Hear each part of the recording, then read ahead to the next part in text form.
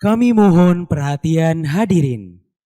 Acara sidang orasi ilmiah Guru Besar Institut Teknologi Bandung akan dimulai. Hadirin yang kami hormati, selamat siang dan selamat datang pada acara sidang orasi ilmiah Guru Besar Institut Teknologi Bandung yang diselenggarakan secara bauran. Pada hari ini, Sabtu, 16 November 2024, kita akan bersama-sama mengikuti orasi ilmiah bersama 3 orang guru besar, yaitu 1. Profesor Joko Supriyanto SSI MSI PhD dari Fakultas Matematika dan Ilmu Pengetahuan Alam. 2. Profesor Dr. Herto Dwi Arisyandi STMT dari Fakultas Teknik Sipil dan Lingkungan. 3. Profesor Dr. Andes Tommy Apriantono MSc PhD dari Sekolah Farmasi. Kepada Sekretaris Eksekutif Majelis Wali Amanat, Ketua Senat Akademik, Ketua Sekretaris dan anggota Forum Guru Besar, para dekan, ketua sekretaris dan anggota Senat Fakultas Sekolah, dan para guru besar pemberi orasi ilmiah, kami mohon untuk berfoto bersama.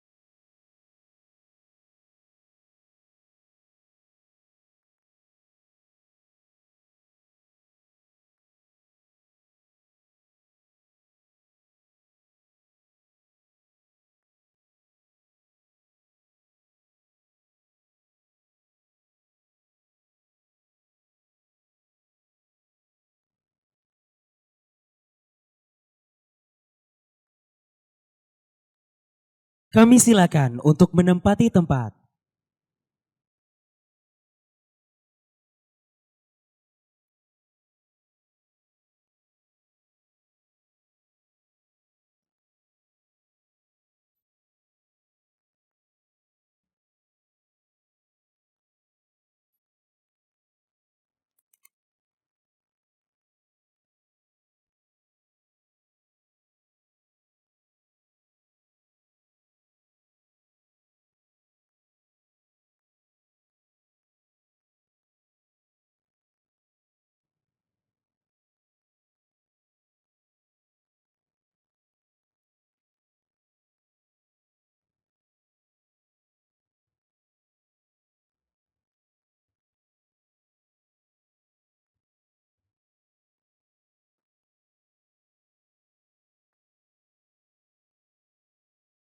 Lagu Kebangsaan Indonesia Raya dinyanyikan oleh seluruh hadirin. Hadirin dimohon berdiri.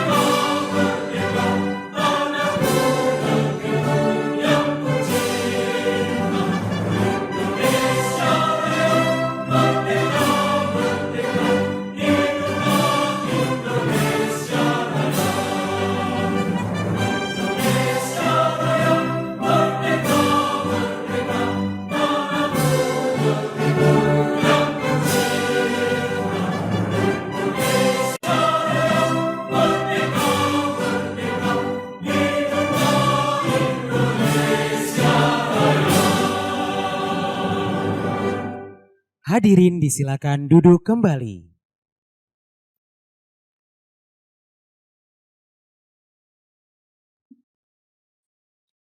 Pembukaan sidang orasi ilmiah Guru Besar Institut Teknologi Bandung oleh Ketua Forum Guru Besar Institut Teknologi Bandung. Yang terhormat, Ketua Majelis Wali Amanat ITB yang diwakili oleh Sekretaris Eksekutif Majelis Wali Amanat ITB.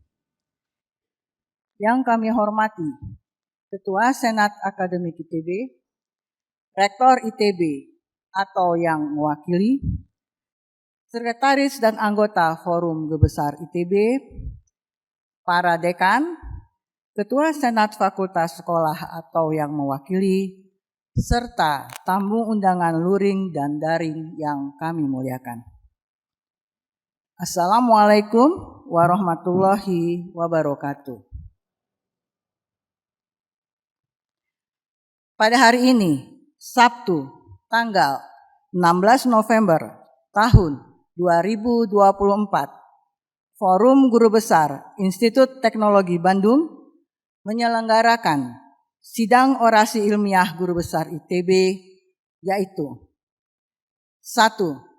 Profesor Djoko Supriyanto, SSI, MSI, PhD dari Fakultas Matematika dan Ilmu Pengetahuan Alam dengan judul orasi Teori Desain dan Teori Coding, Panorama Kombinatorika Aljabar. 2. Profesor Dr. Herto Dwi Aryasyadi, STMT dari Fakultas Teknik Sipil dan Lingkungan dengan judul orasi Peran Komunitas Mikroorganisme dalam Pengelolaan Lingkungan Air secara Terintegrasi. 3. Profesor Dr. Andes Tommy Apriantono, MSc, PhD dari Sekolah Farmasi dengan judul orasi Peran Ilmu Keolahragaan terhadap Olahraga Kesehatan, Olahraga Prestasi, dan Injuri Preventif pada olahraga bulu tangkis dan sepak bola. Kami mengucapkan terima kasih atas kehadiran Bapak, Ibu, Saudara-saudari di Gedung Aula Barat dan pada ruang virtual Zoom Meeting. Dengan mengucapkan Bismillahirrahmanirrahim, sidang orasi ilmiah Guru Besar ITB resmi dibuka.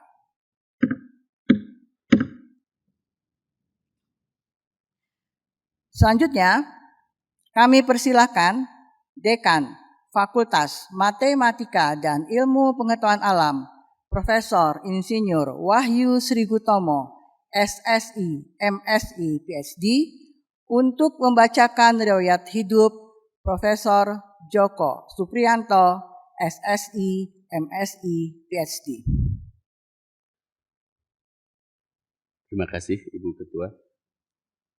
Assalamualaikum warahmatullahi wabarakatuh. Selamat sore.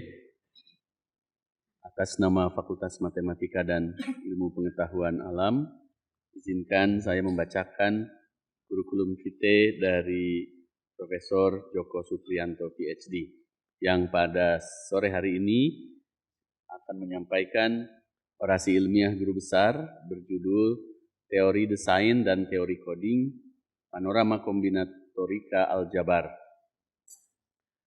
Nama lengkap Pak Djoko adalah Djoko Supriyanto, lahir di Bandung 15 September 1970 dan saat ini tergabung dalam kelompok keahlian Matematika Kombinatorika dan Fakultas FMIPA. Terhitung mulai tanggal guru besarnya adalah 1 Oktober 2023. Pak Djoko beristrikan Ibu Pupung Pursita Dewi, SPSI, kemudian memiliki putra-putri Muhammad Dafnis Fazlur Rahman, SE, Felicitia Ivianasa Latifah, dan Malvin Faikar Rahman. Pak Djoko menamatkan studi doktoralnya tahun 2007 di Graduate School of Mathematics, Kyushu University, Jepang. Kemudian master di Graduate School of Mathematics, Kyushu University, Jepang juga. Dan sebelumnya juga telah mengambil Magister Sains di Departemen Matematika Institut Teknologi Bandung tahun 98 dan sarjana matematika diselesaikannya pada tahun 1994 di ITB. Beliau juga adalah alumni dari SMA 3 Bandung tahun 89, SMA 3, kemudian SMPN 7, 86 dan SD Tilil 4 tahun 83. Pak Joko bergabung menjadi staf pengajar, dosen di ITB sejak tahun 1996, kemudian dari semester 1 2022-2023 hingga sekarang adalah asesor beban kerja dosen BKD. Dan juga beliau anggota Majelis Keilmuan Matematika ITB dan pernah bertugas sebagai Ketua Kelompok Keahlian Matematika Kombinatorika 2016-2021 dan juga menjadi Ketua Program Studi Magister Pengajaran Matematika dan Magister Aktuaria dari 2014-2016. Kemudian juga pernah menjadi Ketua Tim Reakreditasi Program Studi Magister Pengajaran Matematika FMIPA ITB.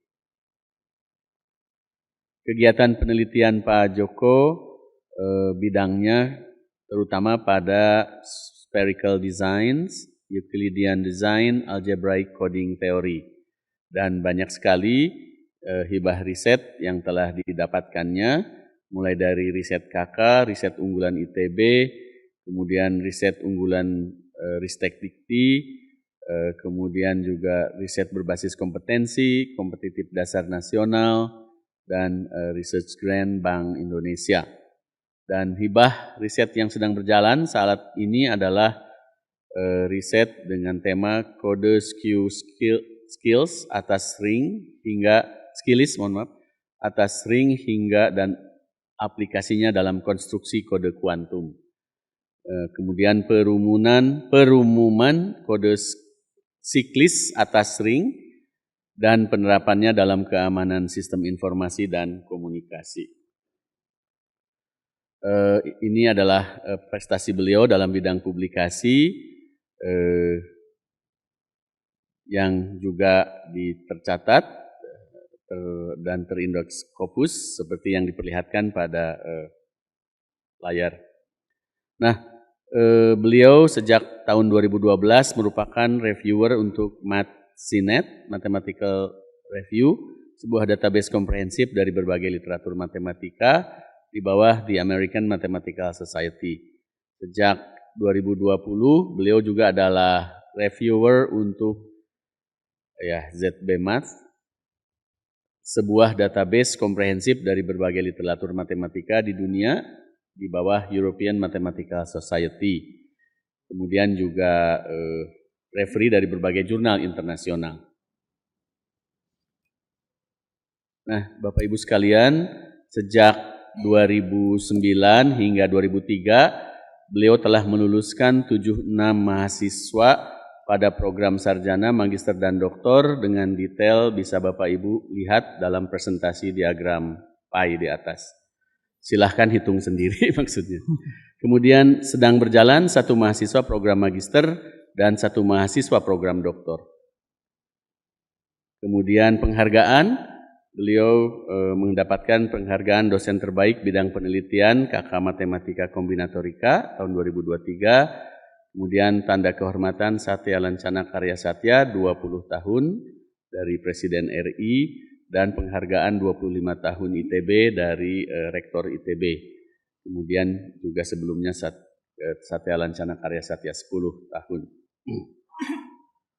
Nah, hobi bekerja diiringi musik dengan latar belakang musik yang diperlihatkan, terlihat beliau memang sangat tidak muda lagi ya. Kemudian di rumah tertidur ketika membaca. Ini bagus sekali. Demikian Bu Ketua FGB, terima kasih. Wassalamualaikum warahmatullahi wabarakatuh. Berikutnya, kami persilakan Profesor Djoko Supriyanto, SSI, MSI, PhD untuk menyampaikan orasi ilmiah.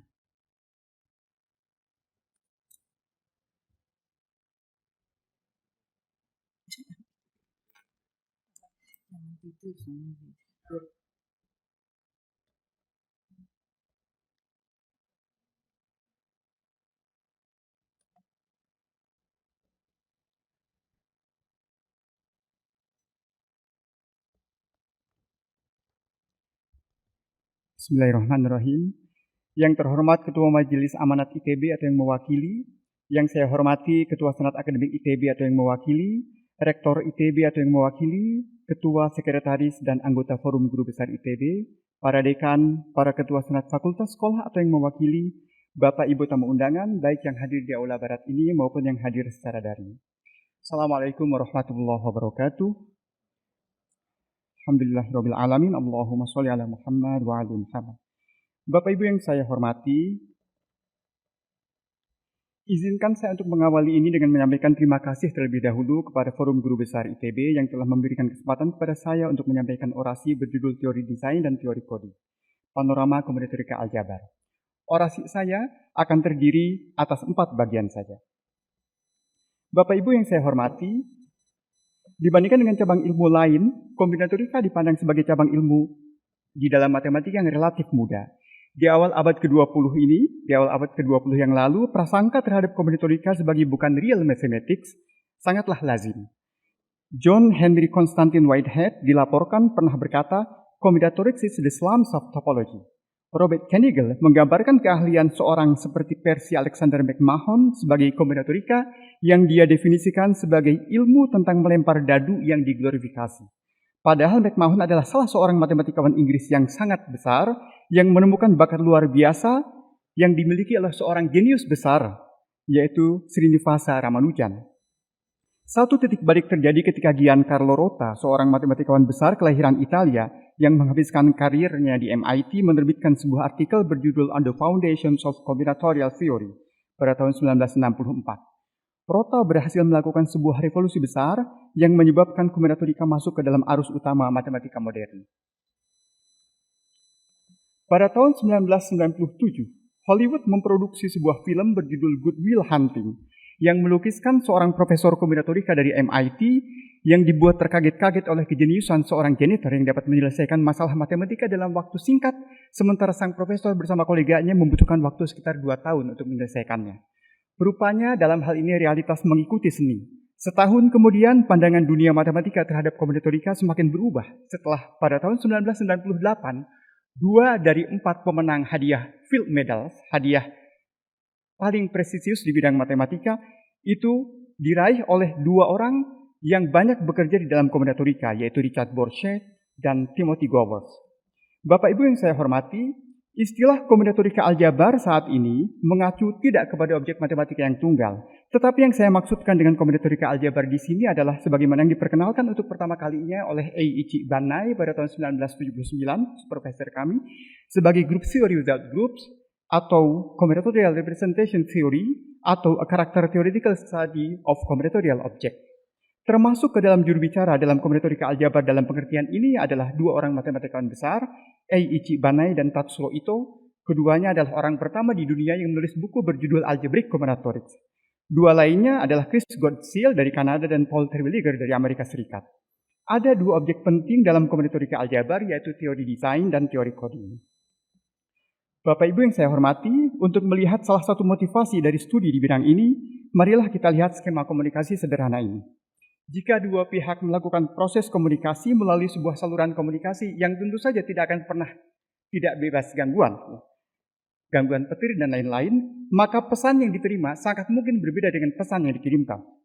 Pertanyaannya adalah, apakah ada kode yang bisa digunakan sehingga proses komunikasi itu bisa berjalan dengan baik dan benar, terlepas dari saluran komunikasi yang tersedia?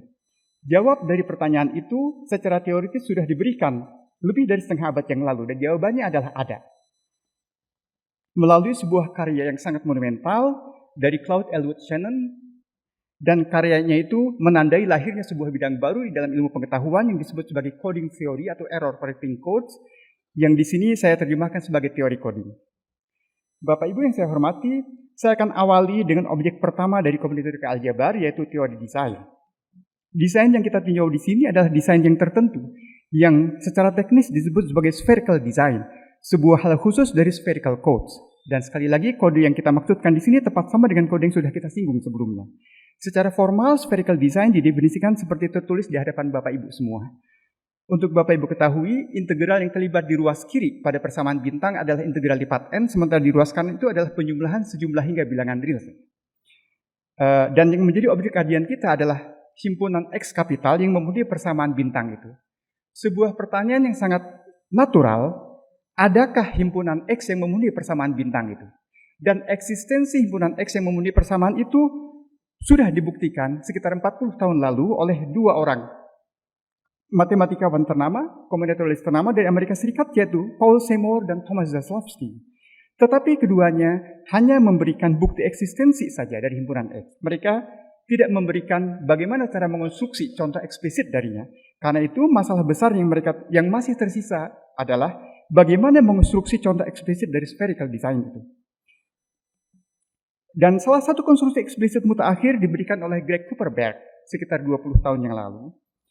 Dan dalam konstruksi Kuperberg, sebuah himpunan yang berbentuk khusus, yang kita sebut saja himpunan Kuperberg, yang terdiri atas dua pangkat S unsur mengambil peran yang sangat sentral untuk mengonstruksi spherical design dengan sembarang strength ganjil di ruang Euclid berdimensi 3. Dan 4 tahun kemudian, suami istri matematikawan Jepang, Eiichi Banai dan Etsuko Banai meyakini bahwa metode konstruksi itu bisa diperluas di ruang Euclid yang lebih besar. Dan 5 tahun kemudian bersama dengan seorang mahasiswa bimbingan S1 kami, Muhammad Sami Baladram, ini adalah asisten profesor di Tohoku University, kami berhasil memberikan jawab parsial atas tantangan dari Banai dan Banai ini. Tampaknya hasil kami ini adalah satu-satunya percobaan dalam respons tantangan dari Banai dan Banai hingga saat ini. Tentu saja masalah masih jauh dari tuntas. Tetapi sementara tantangan dari Banai dan Banai ini belum lagi terjawab secara tuntas, kami sudah menemukan beberapa masalah baru lainnya. Seperti bisa Bapak Ibu saksikan. Jadi Bapak Ibu semua, seorang matematikawan itu dilengkapi setidaknya oleh dua keterampilan, yaitu terampil dalam menyelesaikan berbagai masalah dan juga terampil dalam menciptakan berbagai masalah baru. Karena itu, jika Bapak Ibu sedang memiliki masalah, datanglah kepada para matematikawan. Mereka akan membantu Bapak Ibu dalam menyelesaikan masalah Bapak Ibu. Tetapi berhati-hatilah pula, jika Bapak Ibu tidak sedang memiliki masalah, mereka akan membuat berbagai masalah baru buat Bapak Ibu. Bapak Ibu yang saya hormati,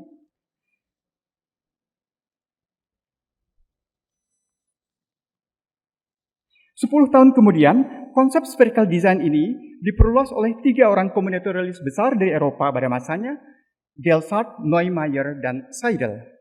Menjadi apa yang secara teknis disebut sebagai Euclidean design. Perbedaan utamanya adalah sementara spherical design itu meninjau konfigurasi titik pada hanya sebuah bola satuan saja, Euclidean design itu meninjau konfigurasi titik pada sejumlah hingga bola konsentrik. Dan sebagaimana dalam kasus spherical design, parameter penting dalam Euclidean design adalah strength. Bapak Ibu yang saya hormati, ada beberapa fakta yang sudah kita ketahui terkait dengan Euclidean design ini. Fakta yang pertama, gabungan dari Euclidean design adalah juga Euclidean design, sehingga kita tidak memiliki batas atas dari Euclidean design, dan yang kita miliki hanyalah batas bawahnya saja. Nah, Euclidean design yang kardinalitasnya sama dengan batas bawahnya kita sebut sebagai tight. Terkait dengan tight Euclidean design dengan strength genap, Gelsart, Neumayer, Seidel yakin bahwa eksistensinya tidak ada kecuali hanya yang trivial saja. Mungkin agak mengagetkan buat sebagian orang bahwa dunia menunggu lebih dari 15 tahun untuk tahu bahwa konjektur dari Gelsart, Neumayer, dan Seidel itu keliru melalui sebuah contoh penyangkal yang bisa Bapak Ibu saksikan sendiri. Yang secara geometris contoh penyangkalnya itu sangat sederhana. Tampak sangat sederhana. Pertanyaan lanjutannya adalah bagaimana dengan tight Euclidean design lainnya? Ada berapa banyak tight Euclidean design yang tidak trivial? Untuk menjawab hal tersebut, kami bekerja lebih dari 1 bulan untuk menemukan definisi yang proper. Untuk mengonstruksi definisi yang proper untuk apa yang kami sebut sebagai strongly non-rigid Euclidean design. Intinya, sebuah Euclidean design dikatakan sebagai strongly non-rigid Jika dia memenuhi sifat, jika kita meninjau sembarang dua titik yang semula terletak pada bola yang sama, kemudian kita gerakkan kepada dua bola baru yang berbeda, maka konfigurasi titik yang baru masih tetap merupakan Euclidean design. Nah, dari perspektif strongly non-rigidity, beberapa kelas tight Euclidean design yang telah diketahui bersifat strongly non-rigid. Dan karena itu, ini membawa akibat eksistensi tak hingga banyaknya tight Euclidean design, baik dengan strength genap maupun dengan strength ganjil. Dan dengan demikian kita sudah membuktikan kelirunya konjektur dari Delsart, Neumayer, dan Seidel dengan cara yang elementer. Lebih dari itu, kita juga menunjukkan eksistensi tak hingga banyaknya dari Euclidean design dengan strength dan parameter yang tertentu. Bapak Ibu yang saya hormati, selain konstruksi contoh eksplisit, setelah kita mengetahui eksistensinya, masalah utama lain dalam kombinatorika aljabar adalah bagaimana dengan klasifikasi lengkap dari objek matematika yang sedang kita teliti. Nah, terkait dengan klasifikasi lengkap dari tight Euclidean design, statusnya hingga saat ini adalah sebagai berikut. Yang pertama, untuk kasus strength genap, yang sudah selesai barulah untuk kasus strength sama dengan 2. Dan ini sudah kami selesaikan pada tahun 2007. Sementara jika strength 2 itu kita ganti dengan sembarang strength bulat positif, maka masalahnya dengan bilangan genap positif, maka masalahnya masih terbuka. Sementara untuk strength ganjil, progresnya lebih buruk lagi.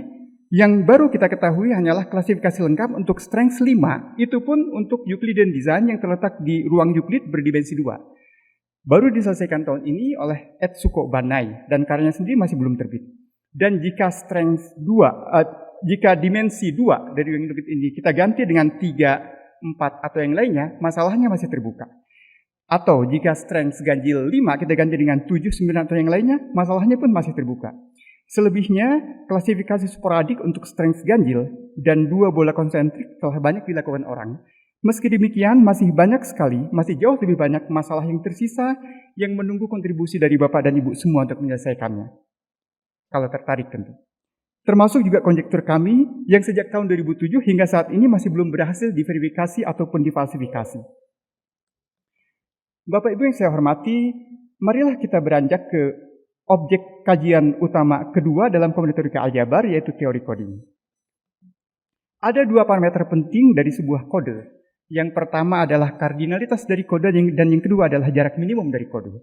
Beberapa fakta yang sudah diketahui adalah yang pertama, kardinalitas dari sebuah kode itu berbanding lurus dengan laju transmisi informasi jika kode tersebut digunakan dalam proses komunikasi. Yang kedua, jarak minimum kode itu berbanding lurus dengan kemampuan kode tersebut dalam mendeteksi dan mengoreksi kesalahan jika digunakan dalam proses komunikasi. Nah, penelitian yang kita lakukan di sini adalah bagaimana kita menyelidiki parameter suatu kode jika parameter lainnya diberikan. Saya akan berikan beberapa ilustrasi terkait dengan hal ini. Yang pertama, terkait dengan dimensi dari twisted centralizer code. Dimensi ini berbanding lurus dengan kardinalitas dari sebuah kode. Pada tahun 2014, beberapa matematikawan di dunia, termasuk di dalamnya 2 algebrik kombinatorialis ternama, yaitu Cheryl Prager dan Patrick Solé, memperkenalkan apa yang mereka sebut sebagai centralizer codes, dan kemudian mereka perumum menjadi twisted centralizer code 3 tahun kemudian. Prager dan Solé mengatakan bahwa penentuan dimensi dari kode tersebut tidaklah trivial, dan mereka sejauh itu hanya mampu menentukan batas bawah dan batas atas dari dimensi yang dimaksud. Tetapi bersama dengan 2 orang guru saya yang sangat hebat, Profesor Puji Astuti dan Dr. Ahmad Mukhlis, beserta seorang mahasiswa kami, Galih Pradhananta, kami berhasil menentukan nilai eksak dari dimensi kode yang dimaksud. Lebih dari itu, kami juga berhasil memberikan sebuah algoritma untuk mengonstruksi basisnya dengan cara lagi-lagi yang elementer. Ilustrasi yang kedua terkait dengan jarak minimum dari suatu kode. Bersama dengan seorang mahasiswa kami yang lain, Hopen Christopher Tang, kami memperoleh beberapa hasil utama. Yang pertama, bukti alternatif dan bukti yang elementer terkait dengan batas Plotkin dari sebuah kode linear atas ring Z4. Untuk Bapak Ibu ketahui, batas Plotkin adalah batas atas bagi jarak minimum dari suatu kode. Dan kode yang memiliki jarak minimum sama dengan batas Plotkin kita sebut sebagai kode optimal. Yang kedua, kami juga berhasil memberikan metode alternatif untuk mengonstruksi kode linear atas ring Z4. Dengan metode baru ini, kami berhasil mengonstruksi banyak sekali kode linear yang optimal atas ring Z4 yang sebelumnya tidak diketahui keberadaannya. Yang ketiga, kami juga berhasil memberikan semua parameter yang mungkin dimiliki oleh sebuah kode optimal yang khusus, yang tertentu, yang hanya memiliki 2 bobot saja, yang secara teknis disebut sebagai two-way code.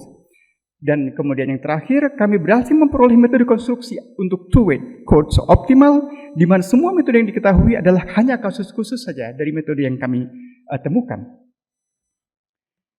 Bapak Ibu yang saya hormati, tibalah kini saya pada bagian terakhir dari orasi saya ini, yaitu terkait dengan kode siklis.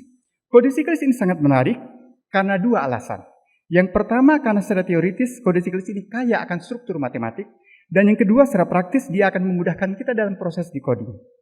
Bersama dengan para kolega saya, Irwansyah, Bara, Intan, dan Mukhlis pada tahun 2018 kami berhasil membuktikan berbagai struktur aljabar dari sebuah kode skew siklis dan mengarakterisasi kode SOA dual skew siklis atas sebuah keluarga ring yang sangat besar, infinite family of rings, yang kami simpulkan sebagai BKQ.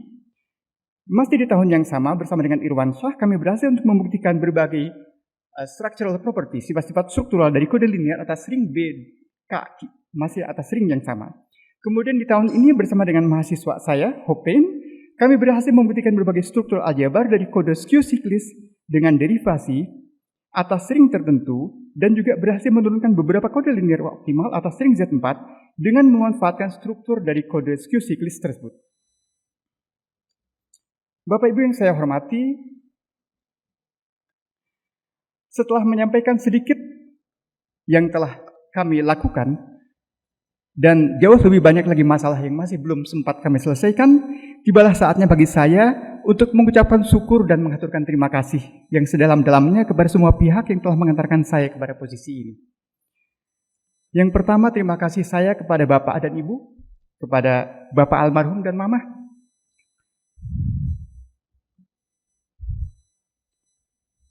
Yang tak pernah putus mendoakan kebaikan bagi seluruh anaknya.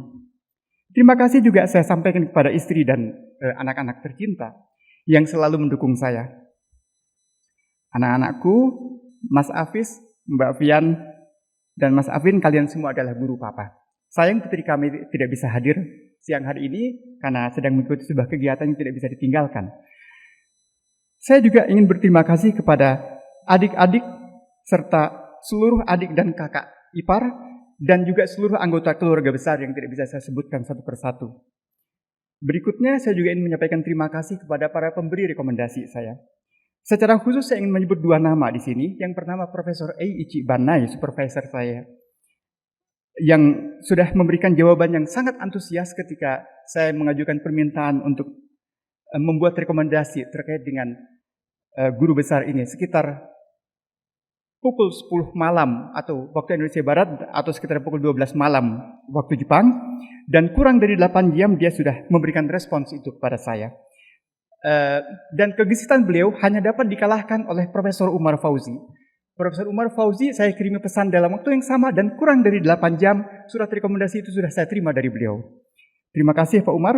Pak Umar Fauzi adalah dosen ITB pertama yang menyambut kedatangan saya pada hari Senin pukul 7 pagi di sebuah ruangan di lantai 2 di GK Ulama pada bulan Agustus tahun 1989.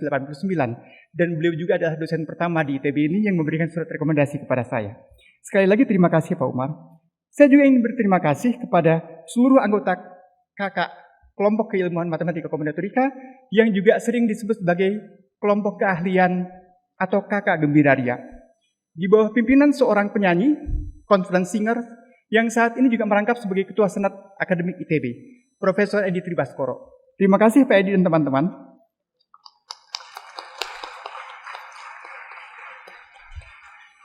Terima kasih juga saya sampaikan atas dukungan penuh dari seluruh tenaga kependidikan di FMIPA dan Prodi Matematika. Saya harus menyebutkan beberapa nama secara spesifik, Pak Dei, Teh Yunita, Pak Tatang, Bu Noi, dan Teh Dina.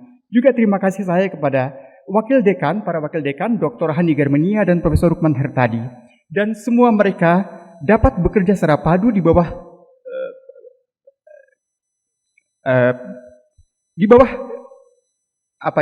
bimbingan atau koordinasi seorang konduktor, lokomotif dan juga pemimpin yang piawai, Profesor Wahyu Srigotomo, yang biasa saya panggil sebagai Juragan. Jadi terima kasih Juragan Wahyu. Anda sudah meneladankan kepada kami bahwa menjadi pemimpin berarti menjadi pelayan kami. Karena itu tetaplah melayani kami. Bapak Ibu yang saya hormati, selanjutnya saya juga ingin berterima kasih kepada seluruh para guru saya di Departemen Matematika ITB. Secara khusus saya ingin menyebut 4 nama diantaranya. Yang pertama, Bapak Dr. Nana Nawawi Gaus, dosen ITB pertama yang mengajari saya matematika. Terima kasih Pak Nana. Yang kedua, Sekretaris Jurusan Matematika pada masanya, Bapak Hidayat Sardi. Pak Hidayat, saya tidak meragukan kepiawaian Bapak di dalam merayu Ibu. Tapi saya sangat terhormat dan saya sangat beruntung karena Bapak berusaha keras untuk meyakinkan saya bahwa menjadi dosen di ITB adalah profesi yang sangat tepat buat saya. Terima kasih Pak Hidayat. Berikutnya terima kasih saya sampaikan kepada Profesor Wono Setiabudi, PhD. Beliau adalah model saya dalam penguasaan beragam cabang ilmu di dalam matematika dan di dalam melihat kaitan antar satu bidang dengan bidang lainnya. Sosok Profesor Wono ini mengingatkan saya kepada supervisor saya dahulu, yaitu Profesor Eiichi Ibanai. Terima kasih Pak Wono. Selanjutnya saya juga ingin berterima kasih kepada pembimbing tugas akhir S1 saya, Bapak Ahmad Mukhlis, PhD. Atas pertanyaannya tentang ketertarikan untuk menjadi dosen di ITB ini, segera setelah saya selesai melakukan seminar tugas akhir dahulu. Sayang beliau tidak bisa hadir siang hari ini, karena beliau ragu apakah beliau diizinkan untuk mengajukan pertanyaan di tengah orasi saya atau tidak. Padahal saya sudah siap untuk menjawab berbagai pertanyaan beliau, dengan gaya menjawab sebagaimana yang biasa beliau gunakan ketika menjawab pertanyaan dari para mahasiswa yang dalam kelas. Saya akan menjawab pertanyaan beliau dengan balik bertanya kepada beliau. Menurut Bapak apa? Bapak Ibu yang saya hormati, seandainya saya harus mengakui sebuah kegagalan akademik, maka satu-satunya kegagalan akademik saya adalah karena saya gagal di dalam meyakinkan Pak Mukhlis bahwa ITB masih membutuhkan tenaga dan pikiran beliau, setidaknya sampai dengan 5 atau 6 tahun ke depan. Beliau selalu menjawab, saya lebih bangga kalau murid-murid saya yang menjadi profesor, sehingga saya bisa berkata bahwa saya adalah gurunya para profesor. Pak Mukhlis, Bapak benar, Bapak adalah gurunya para profesor di Departemen Matematika ITB, dan Bapak adalah salah seorang guru terbaik saya. Terima kasih Pak Mukhlis. Saya juga ingin berterima kasih kepada teman-teman berbagi tawa. Secara khusus saya ingin menyebutkan 3 nama di sini, Profesor Kresna Imaduddin Ahmad Syuhada, Bapak Okineswan PhD, dan Warsoma Johan MSI. Di depan nama Warsoma Johan itu ada gelar akademik DRS yang beliau mintakan kepada saya untuk dibaca sebagai Doktors Warsoma Johan. Terima kasih atas kerjasamanya di dalam berbagi tawa, khususnya dalam menertawakan diri sendiri. Saya juga ingin berterima kasih kepada semua pihak yang tidak bisa saya sebutkan satu persatu. Termasuk di dalamnya adalah para alumni Matematika ITB 89, para alumni ITB 89 di luar matematika, dan juga teman-teman alumni dari Kyushu Daigaku, Jepang. Semua sumbangsih dari Bapak Ibu dan teman-teman semua sangat bermakna buat saya. Bapak Ibu yang saya hormati, saya ingin mengakhiri ini dengan mengutip sebuah potongan sajak dari abad ke-18. Über allen Gipfeln ist Ruhe, in allem Gipfeln spürst du kaum einen Hauch. Die Vögelein schweiden im Walde, warte nur, balde, horchst du auf. Johann Wolfgang von Goethe. Terakhir sekali, izinkan saya untuk membaca kode kehormatan Guru Besar Institut Teknologi Bandung. Dalam mengemban amanah Guru Besar Institut Teknologi Bandung, saya akan menjaga kehormatan Guru Besar dengan selalu meningkatkan kompetensi keilmuan, membangun lingkungan masyarakat keilmuan saya, serta memberikan keteladanan dan manfaat atas keberadaan saya. Untuk itu, saya akan selalu memegang teguh janji dan ucapan saya, mempertahankan integritas dengan menjaga kejujuran, kepercayaan, kebijaksanaan, keadilan, saling menghormati, bertanggung jawab, dan menjaga nilai-nilai ITB dan masyarakat. Semoga Allah Subhanahu wa Ta'ala, Tuhan Yang Maha Esa, selalu memberikan petunjuk dan lindungan kepada saya. Bandung, 16 November 2024, Profesor Joko Supriyanto. Billahi taufiq wal hidayah. Assalamualaikum warahmatullahi wabarakatuh.